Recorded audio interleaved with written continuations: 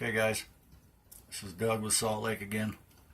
I don't know what you guys are doing, but I'm looking up some case law, man, because I want my fucking life back.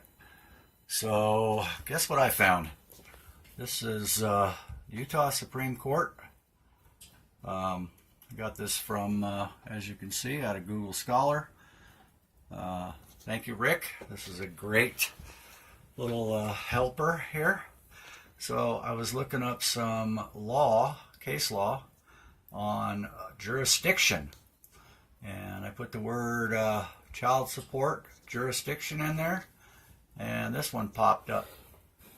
And one of the things that the Utah Supreme Court has looked at since 1994 is, I'll show you right here. Here's the facts of the case. This dude got arrested, and then this commissioner sentenced him to jail. Well, so we start going into the authority of court commissioners. And it says there, he argues that the circuit court commissioner lacked authority to enter final judgments in his case. Well, I don't know if you've watched any of Rick's videos, but the friend of the court, because it's sure as hell not our friend, but this court commissioner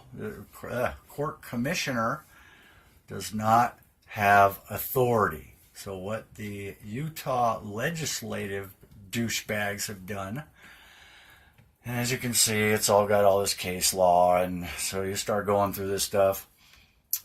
This is the number we're concerned with right here, okay?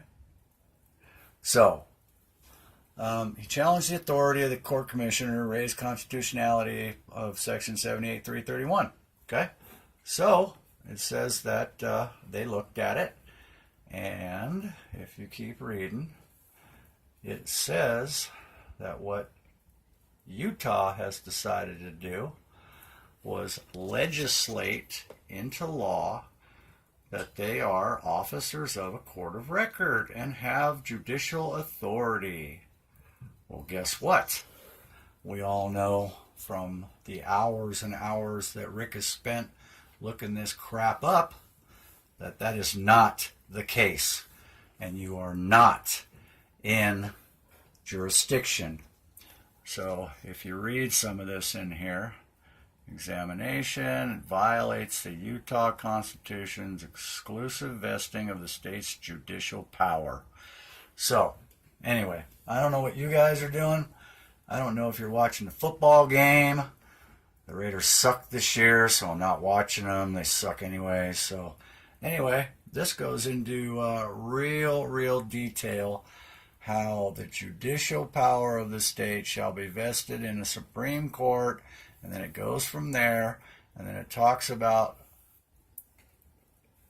how these people have legislated in to the codes and the provisions, and they went around the back door, and they decided that they were going to say that commissioners have the same judicial power. And I'm just kind of going over this for you. They go into detail about this. Court commissioners are quasi-judicial courts of record and have judicial authority. This is what they wrote into their code book. Okay? So they gave these people, Utah Code Annotated 78.331 provides that the appointment of court commissioners to exercise the judicial authority of courts of record. Right?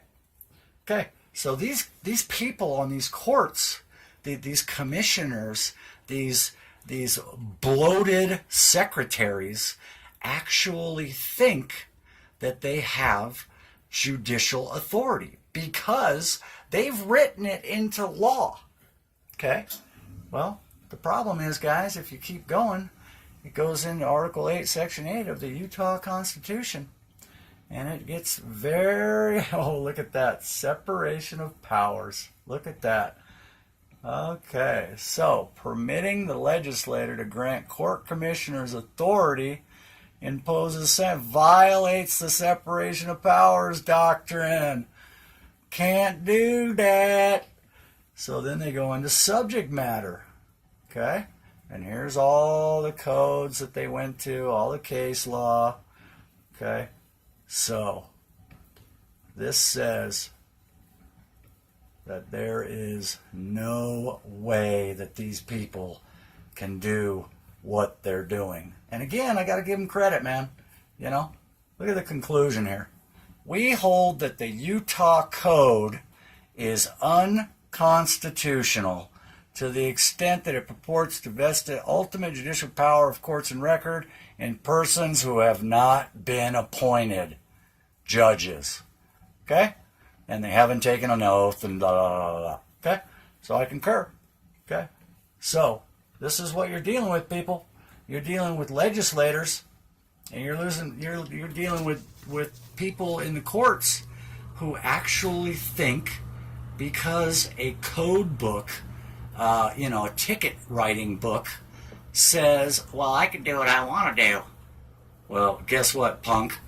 The Constitution clearly defines that you cannot do what you're doing, and you're out of your jurisdiction.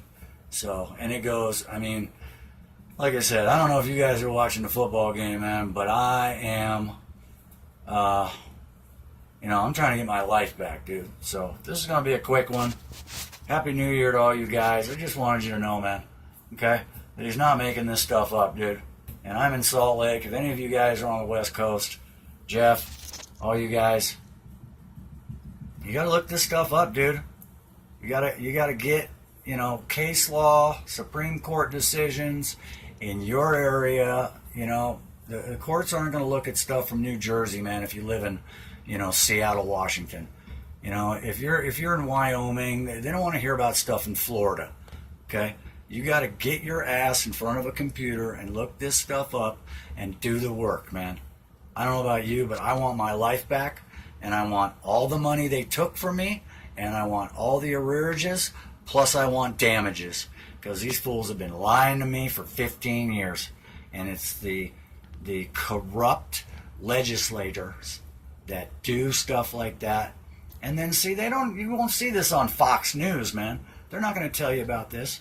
I had to dig for this, man. I've been in front of this computer for 2 hours digging, looking up child support jurisdiction, child support unconstitutional